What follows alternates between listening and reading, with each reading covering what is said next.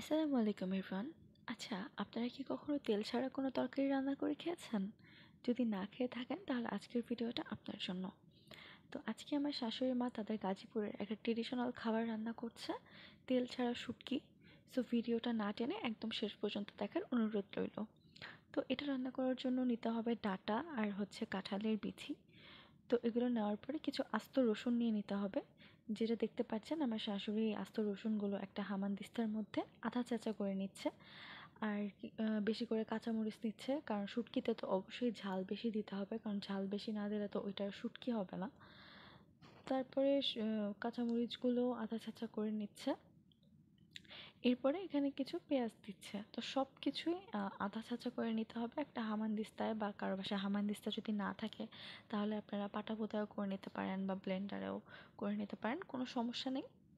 তো এরকম করে সব কিছু সব মশলাগুলো একসাথে আধা ছাঁচা করে নিতে হবে। এই যে দেখতে পাচ্ছেন এখানে মশলাগুলো আধা ছাঁচা করে নিয়েছে। এখন যে ডাটাটা কেটে রেখেছিল এই ডাটার মধ্যে মশলাগুলো দিয়ে দিবে, রসুন পেঁয়াজ আর কাঁচামরিচ। তো এখানে পরিমাণ মতো লবণ দিয়ে দিবে, আর কিছুটা গুঁড়া মরিচও দিবে। যেহেতু এখানে কাঁচামরিচটা বেশি দিয়েছে তাই এখানে গুঁড়া মরিচটা একটু কম দিবে। আপনারা যে যেরকম ঝাল খেতে পছন্দ করেন সেরকমভাবেই কাঁচামরিচ আর গুঁড়া মরিচটা দিয়ে নেবেন। আর কিছুটা হলুদের গুঁড়াও দিয়ে দিচ্ছে। এখানে আর কোনো মশলাই অ্যাড করতে হবে না, যেমন ধনিয়া জিরা এগুলো কিছুই অ্যাড করতে হবে না। তো এগুলো দিয়ে একটু পানি দিয়ে এটাকে চুলায় বসিয়ে দিতে হবে। তো আরেকটা কথা বলে রাখি, আমাদের যে কাঁঠালের বিচিটা ছিল সেটা আগে থেকেই আমাদের সিদ্ধ করে ফ্রিজে রেখে দিয়েছিলাম, যার কারণে এটা আমরা লাস্টে দিচ্ছি।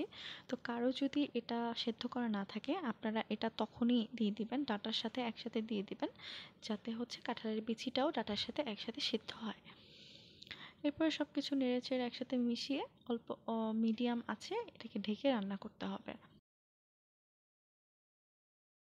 এই তো যখন এখানে বলক চলে আসবে তখন এর মধ্যে শুটকিটা দিয়ে দিতে হবে। আপনারা এখানে চাপা শুটকিটা ব্যবহার করতে পারেন, কিন্তু আমরা চাপা শুটকিটা খাই না, কারণ এটাতে একটু অ্যালার্জির সমস্যা আছে। তাই এখানে আমরা বাঁশপাতার যে শুটকি আছে সেটা নিয়েছি। তো শুটকিটা ধুয়ে শুটকিটার মধ্যে দিয়ে দিতে হবে। তারপরে যখন শুটকিটা সিদ্ধ হয়ে যাবে তখন এটার মধ্যে যে কাঁটাটা থাকবে সে কাঁটাটাও তুলে নিতে হবে। এরপরে যখন ডাঁটাটা আর সবকিছু যখন খুব ভালো মতো সেদ্ধ হয়ে যাবে, ব্যাস রান্নাটা শেষ।